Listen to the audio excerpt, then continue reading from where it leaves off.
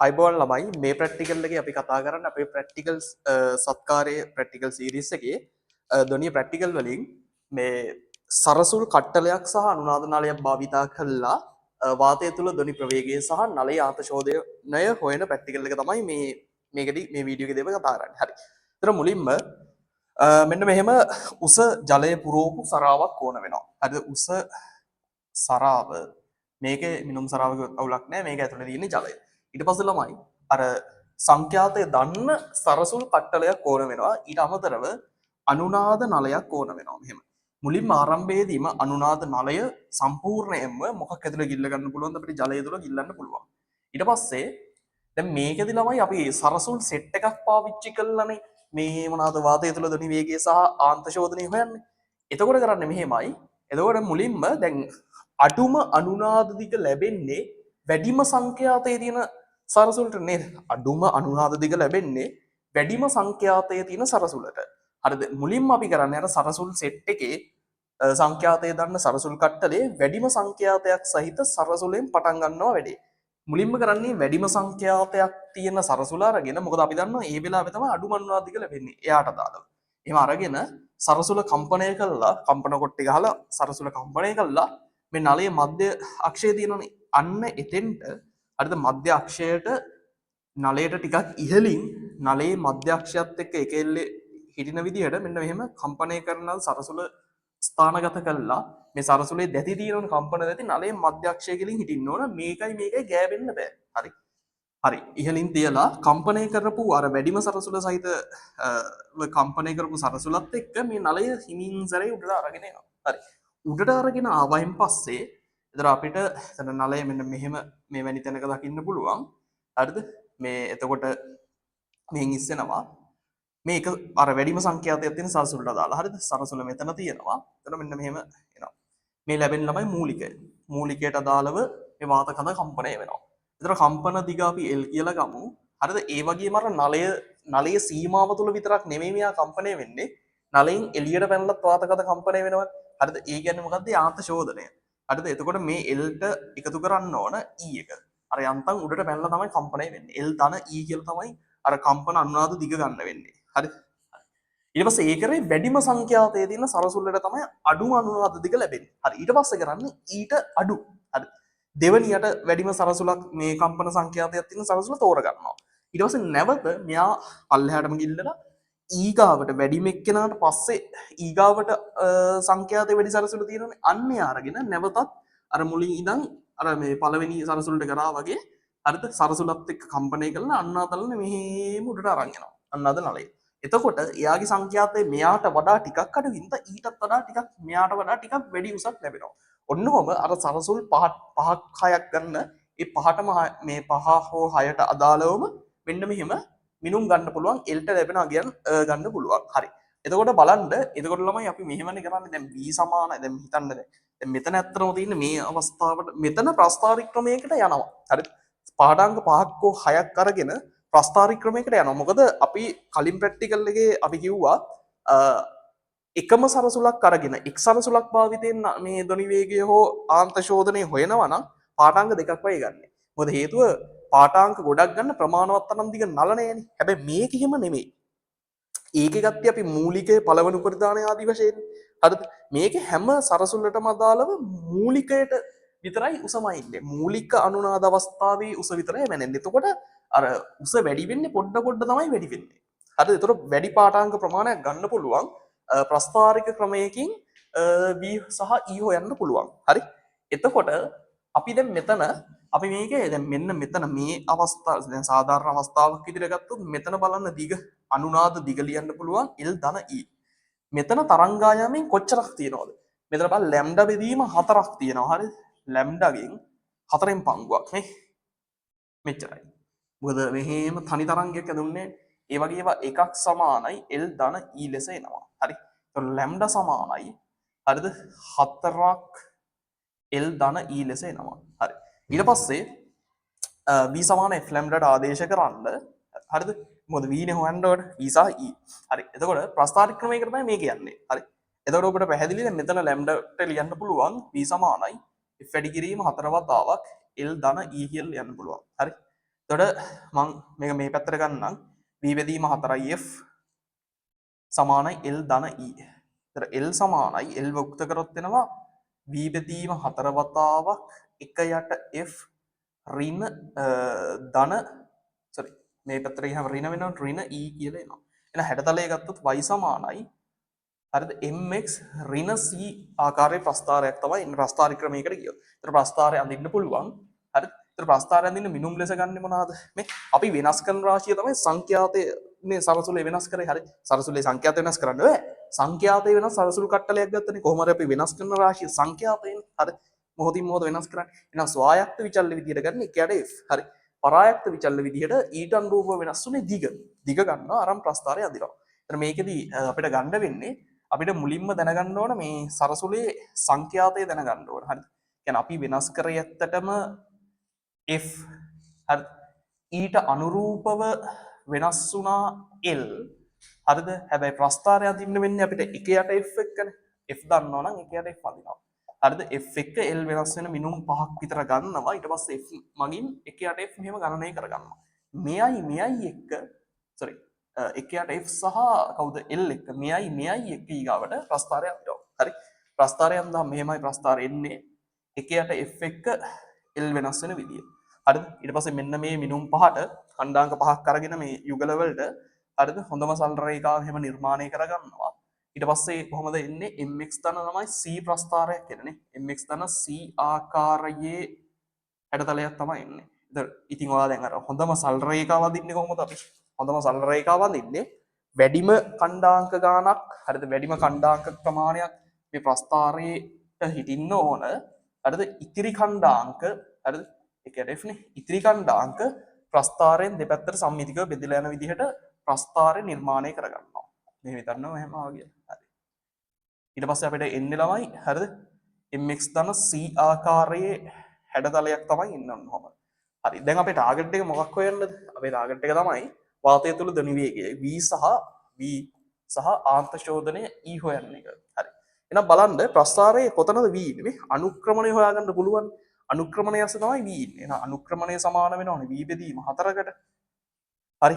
එහෙනම් අනුක්‍රමණය 4ෙන් වැඩි කරාම හරිද? අනුක්‍රමණය 4ෙන් වැඩි කරාම වෙනවා වාතය තුළ ධන වේගය ප්‍රස්ථාරයේ. හරි ඊට පස්සේ කෙලින්ම මෙතන මෙන්න මේ අන්තක්කණ්ඩේ y අක්ෂය කැපෙන තැන අන්තක්කණ්ඩේ එතනින් එන්නේ මොකද්ද? කෙලින්ම e එනවා. අන්තක්කණ්ඩේ සමාන වෙනවා හරි නලයේ ආන්ත ශෝධනයට. හරි. ඊට සමාන වෙනවා අන්තක්කණ්ඩේ. හරි. ඔන්න ඔහමයි ළමයි ඔය ප්‍රැක්ටිකල් එක කරන්නේ. හරි. ඊට පස්සේ බලමු අපි මේ ප්‍රැක්ටිකල් එකකින් ආපු මේ 2022 ව්‍යුහගත රචනා ප්‍රශ්නයක් ආවා. දැන් බලමු මේ 2022 ව්‍යුහගත රචනා ප්‍රශ්නෙට උත්තර ලියන්නේ කොහොමද කියලා. මේ සරසුල් සෙට් එකක් භාවිතා කරලා මේ වාතයේ ධන වේගය සහ e හොයන්න ආපු ප්‍රැක්ටිකල් එකෙන් ආපු ප්‍රශ්නය. 2022 ගානේ තියෙන්නේ වාතය තුළ ධන වේගය නිර්ණය කිරීම සඳහා පාසල් විද්‍යාගාරය තුලදී භාවිතා කරන සුපුරුදු පරීක්ෂණාත්මක ඇටෝම මෙන්න මේ විදිහට ළමයි රූපේ දීලා තිබ්බා. හරිද? එතකොට ඇටෝම ඇටෝමට දෙකලවර විවෘත වීදුරු නලයක් ජලය පිරවූ උස වීදුරු සරාවක් හා සරසුල් කට්ටලයක් අයිති කියලා කියනවා. හරි. ඉතින් වාතයේ ධන වේගය නිර්ණය කිරීම සඳහා අනුනාද ක්‍රමය යොදා ගන්නවා කියලා කියනවා. හරි. ඉතින් මෙම පරීක්ෂණය සිදු කිරීම සඳහා අවශ්‍ය අනෙක් උපකරණය මේ දැන් අනුනාද දිග මැනගන්න ඉබේ. ඒතර අනිකුත් උපකරණය මොකද අවශ්‍ය වෙන අනිත් උපකරණය තමයි මීටර් කෝද්දනේ. මොකද මෙතන මීටර් කෝද්ද දීලා නැහැ ළමයි. හරි. ඒතර ඒ කොටස එන්නේ මීටර් රූලර්. මීටර් රූලර් නැත්නම් මීටර් කෝදුව. හරි. ඊට පස්සේ B පහත අසම්පූර්ණ ප්‍රකාශනයේ හිස්තැන්න උචිත වචනෙන් පුරවන්න කියලා කියනවා. බලමු.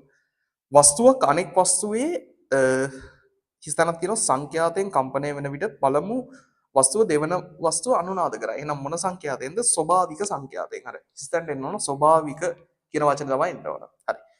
ඊට පස්සේ බන් C කොටස මේ හරිද B ට එන්න ඕන ස්වභාවික. ස්වභාවික. හරි. අර හිස්තැනට එන්න ඕන. C කොටසේ තියෙන්නේ මේ අනුනාද නලය තුල හටගන්නේ කුමන වර්ගයේ තරංගද නිවැරදි පිළිතුරට යටින් ඉරක් අඳින්න තියෙන්නේ. අන්වායාම තීරයක් කියලා තියෙනවා. මෙන්න මේ අනුනාද වන නලයේ ඇතර මේ වතුරෙන් පල්ලෙහා ටික නෙමෙයිනේ උඩින්නේ වාතය තියෙන්නේ. ඒතර වතුරට උඩින් තියෙන මේ නලය ඇතුළේ තියෙන වාතකම් තමයි කම්පණය වෙන්නේ. එතකොට එහිදී ඇති වෙන්නේ මොන තරංගද? හරිද? අන්වායාම තරංගනේ. වාතය තුල ඇති වෙන්නේ අන්වායාම තරංගය. ඒතර අන්වායම් තීරයක් වලින් උත්තරේ එන්නේ අන්වායාම. ඊට පස්සේ ආයි අහනවා ප්‍රගමනද ස්ථාවරද කියලා. තරංගය ප්‍රගමනද ස්ථාවරද? මෙතන ඇති වෙන්නේ ස්ථාවර තරංග ස්ථාවර. කොහොමද ස්ථාවර තරංගය හැදෙන්නේ?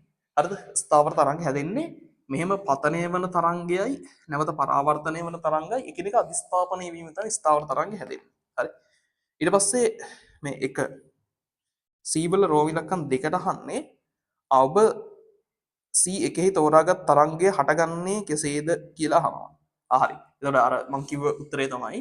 එතකොට කිව්වේ මේ දැන් නලයේ තුල ඇතිවන නලය තුල හටගන්නා පතන තරංග. හරි.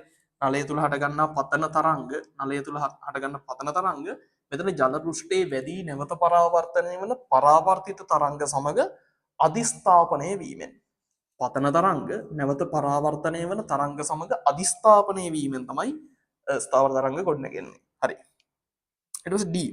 හරි. D වල අහන්නේ D කොටසෙන් අහන්නේ මේ නලයේ පළමු කම්පන විදිය, ඒ කියන්නේ මූලිකයට අදාළ අන්නාධික නිවැරදිව ලබා ගැනීම සඳහා ඔබ අනුගමනය කරන පරීක්ෂණාත්මක ක්‍රියා පිටිවල පියවර ආකාරයෙන් ලියන්න. හරි.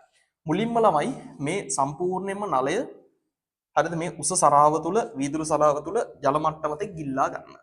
හරිද? ඒ පළවෙනි පියවර. ඊට පස්සේ කම්පනය කරන ලද සරසුල නලයට මදක් ඉහලින් එහි මධ්‍යක්ෂයේ ඔස්සේ එල්ල වෙන ආකාරයට තබන්න. එතකොට එතනින් තව එකක් ඉවරයි. ඊට පස්සේ නලය සමග සරසුල කම්පනය කරන ලද සරසුල ක්‍රමක්‍රමයෙන් ඔසවන්න. හරිද? පොඩ ළමයි ඔසවන්න ඕන. එහිදී පළමු වරට උපරිම උස් හඬ ඒ කියන්නේ අර අනුනාද අවස්ථා මූලික උපරිම උස් හඬ ලැබෙන දිග මැන ගන්න. හරිද? ඕක තමයි පියවර. මුලින්ම කරන්නේ මොකද්ද? මේක සම්පූර්ණයෙන් ගිල්ලුවා. ඊට පස්සේ කම්පනය කරන සරසුල නලයට ඉහළින් මෙහෙම අල්ලලා නලයයි සරසුලයි දෙකම එකපාර මෙහෙම උස්සගෙන ඉද්දි පළවෙනි වතාවට උස් හඬ ඇහෙන ශබ්දයක් එනවා. උස් හඬක් එන වෙලාවේදී අදාළ දිග මැන ගන්නවා. හරි. ඔන්නෝමයි අනුනාද දිග ගන්න. ඒක තමයි මෙතෙන්ට එන්න ඕන. D එන්න ඕනේ ඒක. හරි. පියවර විදිහට ඉතින් ස්ටෙප් කඩලා ලියන්න පුළුවන් අපිට. හරි. ඊට පස්සේ E කොටස කියන්නේ සංඛ්‍යාත F වන VH සරසුල සඳහා පළමු කම්පන විදිය සහ දෙවන කම්පන විදියට අනුරූප දිග ඔබට මැනීමට ඇත. හරි. පළමු කම්පන විදියට අනුරූප දිග L1 නම් L1 සඳහා ප්‍රකාශනයක් තරංග ආයාමය සහ ආන්ත ශෝධනය E ඇසුරෙන් ලියන්න කියලා කියන්නේ. හරි. බලන්න මෙතන දැන් පළවෙනි දැන් මූලිකේ නැති වෙන්නේ. මූලික ඇති වෙන්නේ මෙන්න මෙහෙම හැඩතලය. ඇත්තටම ඔය නලය තුල විතරක් නෙමෙයිනේ කම්පණය වෙන්නේ වාතකද නලයෙන් එළියට ටිකක් පැනලා කම්පණය වෙනවා. ඒක තමයි මොකද ආන්ත ශෝධනය. හරිද? පළවෙනි වෙලාවේ දිග L1 L1 ලු. හරි. එහෙනම් බලන්න හරි මෙතන E කොටස මේ හරි දැන් මෙතන ඇත්තටම ගත්තොත් එළියටත් ටිකක් පැනලා තමයි කම්පණය වෙන්නේ. ඒතර බලන්න මෙතන මේ ලැම්ඩා ගෙන් කොච්චරක් තියෙනවද? ලැම්ඩා බෙදීම 4ක්. ලැම්ඩා බෙදීම 4 ඒවා එකක් සමානයි L1 ධන E. ලැම්ඩා සමානයි 4 වතාවක් L1 ධන E. හරි. ඔකනේ දාන්නේ. L සඳහා ප්‍රකාශනය. හරි දිග උක්ත කරා නම් හරි. එහෙනම් දිග උක්ත කරා නම් L1 සමානයි ලැම්ඩා බෙදීම 4 ධන E ලෙස ඍණ E ලෙස එනවා. මෙන්න. හරි. ඊට පස්සේ ඒ රෝම ඉලක්කම් 1ට E වල E වල රෝම ඉලක්කම් 2ට තියෙනවා. හරි. දෙවන කම්පන විදියට අනුරූප දිග L2 නම් L2 සඳහාද ප්‍රකාශනයක් ලියන්න කියලා කියනවා E ඇසුරෙන්. හරි. එහෙනම් මේ විදිහටම එනවා. හරි. දැන් එතකොට L2 මෙතන විතරයි වෙනස් වෙන්නේ නේ. එතකොට L2 සමානයි ලැම්ඩා බෙදීම 4 ඍණ E. හරි. දෙන්න මෙතන දැන් දෙවන කම්පන විදියට හරි. දෙවන කම්පන විදිය කියන්නේ පළමු උපරිධානය එන්නේ. එතකොට බලන්න හැඩතලේ කීයක් ඉන්නවද? එතකොට එන්න ඕනේ නිකන් මෙතන මෙන්න මේ වගේ ඔන්නෝම හැඩතලයක් නේ ඉන්නවා. හරි ජල පෘෂ්ඨය මෙහෙමනම් මේ ජල පෘෂ්ඨය හරි මේ නලය මෙතන බලන්න මෙතන අර E තියෙනවා. මෙතන මෙන්න මෙතන ඉඳන් මෙතෙන්ට තමයි L2 කියලා කියන්නේ. හරි. ඒතර L2 නම් මේ වගේ තරංගායමෙන් කැලි කීයද 3ක් තියෙනවා. හරි. එහෙනම් ලැම්ඩා බෙදීම 4 යවුවා 3ක් සමාන වෙනවා L2 ධන E ට. එතකොට L2 උක්ත කරාම එනවා 3යි ලැම්ඩා බෙදීම 4 ඍණ E. අන්න. පැහැදිලිනේ? හරි.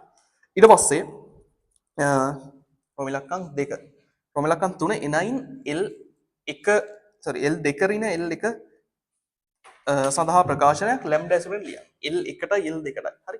අපිට දැන් මම මේක නිකන් 1 කියලා ගන්නම්. මෙයා 2 කියලා ගන්නම්. හරි.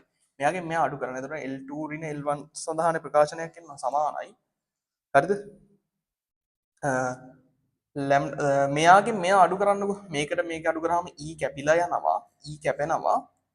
හරිද? එතකොට එන්නේ 2යි ලැම්ඩා බෙදීම 3යි ලැම්ඩා බෙදීම 4න් ලැම්ඩා බෙදීම 4ක් අඩු කරාම හරිද එනවා. හරිද? මේකෙන් මේක අඩු කරාම 2යි ලැම්ඩා බෙදීම 2යි ලැම්ඩා යට 4ක්. ඒ කියන්නේ ලැම්ඩා බෙදීම 2ක්. හරි. ඊට පස්සේ රෝම ඉලක්කම් 4 මේ මේක මෙහෙම අඩු කරලා ලබා ගැනීමේ වාසිය මොකක්ද අහනවා. ඒතර බලන්න මෙයාගෙන් මෙයා අඩු කරද්දී E කැපෙනවා. E ඉවත් වේ. ආන්ත ශෝධන ඉවත් වෙනවා. E ඉවත් වේ. හරි. ඊට පස්සේ ඉහත E3 ලියන ලද ප්‍රකාශනයට V සහ F ආදේශ කළා සරල රේඛා ප්‍රස්ථාරයක් ලබා ගැනීම සඳහා එය නැවත සකස් කරන්න කියලා කියන්නේ. හරි. එහෙනම් බලන්න අපිට මෙතන මේ හරි. මෙතන V සමාන F ලැම්ඩානේ. හරි.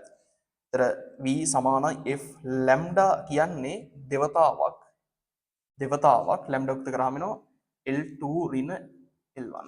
හරි. මේක මම මෙහෙට දාන්නම් L2 ඍණ L1 වතාවක් සමානයි මෙහෙම එනවා V බෙදීම 2ක් වතාවක් 1 යට F. හරි 1 යට F. හරි ඊට පස්සේ හරි ඒක රෝග තමයි ප්‍රකාශනය ප්‍රස්ථාරික ක්‍රමයකට යද්දී හැඩතලයක් එනවා. හරි ඊට පස්සේ රෝම ඉලක්කම් 5 හරි 4 මේක මේ 5 රෝම ඉලක්කම් 5. හරි ඊට පස්සේ F කොටස අනේ F කොටසේ ප්‍රස්ථාරයක් දීලා තියෙනවා නේ. හරි දීලා තියෙනවා. ඒ ප්‍රස්ථාරය මගින් V ගණනය කරන්න තියෙන බලන්න ප්‍රස්ථාරය මේක නිකන් y සමානයි mx ආකාරයේ වගේ ප්‍රස්ථාරයක් නම් අනුක්‍රමණය එන්නේ මොකක් එන්නේද? V බෙදීම 2ක් එන්නේ. හරිද? V බෙදීම 2 වාතය තුල ධන වේගය 2කට බෙදුවාම ඒක සමාන වෙන අනුක්‍රමණයට. හරි. එහෙනම් ඉතින් දැන් V හොයන්න නම් අනුක්‍රමණය හොයන්න වෙන ප්‍රස්ථාරය. හරිද? අනුක්‍රමණය බලන්න කීයද තියෙන්නේ කියලා. හරි. හරි. මෙතන පල්ලෙහා ලක්ෂය තියෙනවා 1.9යි 3.32 මේ පහළ ලක්ෂය.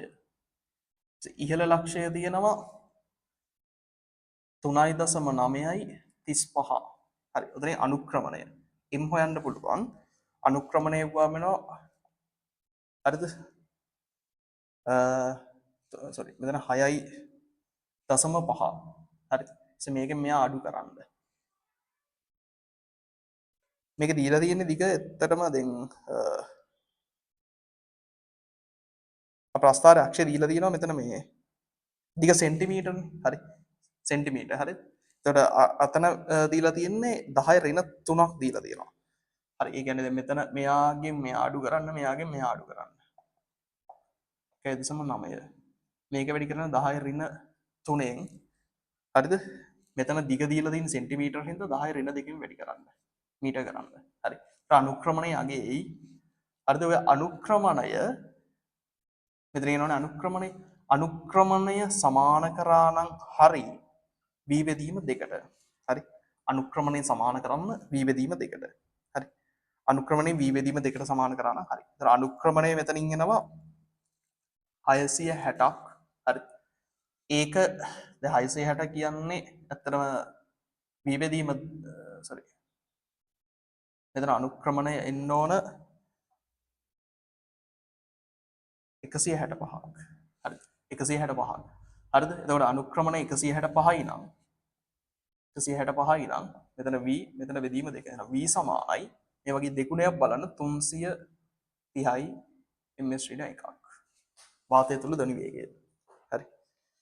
හරි ඊට පස්සේ ඉහත ඒහි සඳහන් කරන ලද හරි මිනුම් උපකරණයේ වෙනුවට අනුනාද දිග නිවැරදිව ඒවල සඳහන් කළ මීටර රූල වෙනවා. හරි. එහෙනම් මීටර රූල වෙනුවට තවත් විකල්ප ක්‍රමයක් දිගමයින්න. අපිට බලන්න මෙහෙම වැඩක් කරන්න මේ අනුනාද නලයේම හරිද සුදුසු පරිමාණයක් මෙහෙම මාක් කරගන්න පුළුවන් අනුනාද නලය තුලම. නැත්තම් තව එක කරන්න පුළුවන් ඔය මොකද්ද පරිමාණයක් සෙට් කරගෙන ඒ පරිමාණය හරි මේකට අලවලා හොඳට ටේප් එකක් ගහන්න පුළුවන් වතුර යන්නේ නැති වෙන්න. හරිද? අන්න ඒ වගේ ක්‍රමයක් පාවිච්චි කරන්න පුළුවන්. ක්‍රමාංකනය කරන්න ලද අනුනාදනලයක් භාවිතා කරන්න පුළුවන් නැත්නම් සුදුසු පරිමාණයක් මේකේ අලවලා වතුර යන්නේ නැති වෙන්න අලවලා අනුනාද දිග මැන ගන්න පුළුවන්. එතකොට F ට එන්න ඕනේ ඒක. F නෙමෙයි G නේ. හරි. G කොටසට එන්න ඕන. හරි. සුදුසු ක්‍රමාංකිත හරිද අනුනාදනලයක් භාවිතා කිරීම. හරි ඊට පස්සේ H කොටසෙන් අහනවා වාතයේ ධ්වනි වේගය ප්‍රකාශ කරන විටදී අත්‍යවශ්‍ය පරාමිතිය කුමක්ද? ඒ කියන්නේ වෙනස් වෙන්නේ නැතුව හරි වාතය තුළ ධ්වනි වේගය ප්‍රකාශ කරන විට දිය යුතු අත්‍යවශ්‍ය පරාමිතිය. එන් ළමයි ධ්වනි වේගය වෙනස් වෙනවා යම් යම් සාධක මත. එහෙනම් ධ්වනි වේගය දෙන්න ඕන මේකෙදි මේකයි කියලා දෙන්නේ මොකක්ද කියලා අහන්නේ. හරි. එහෙනම් මොකද්ද? අපි දන්නවා ඒ මොහොතේ පරිසර උෂ්ණත්වය දෙන්න ඕන. මොකද පරිසර උෂ්ණත්වයත් එක්ක හරි වාතය තුළ ධ්වනි වේගය මේක වෙනස් වෙනවා. හරි. ඒතර මේ මොහොතේ ලබා දිය යුතු தත්ත්වය තමයි පරිසර උෂ්ණත්වය. හරි.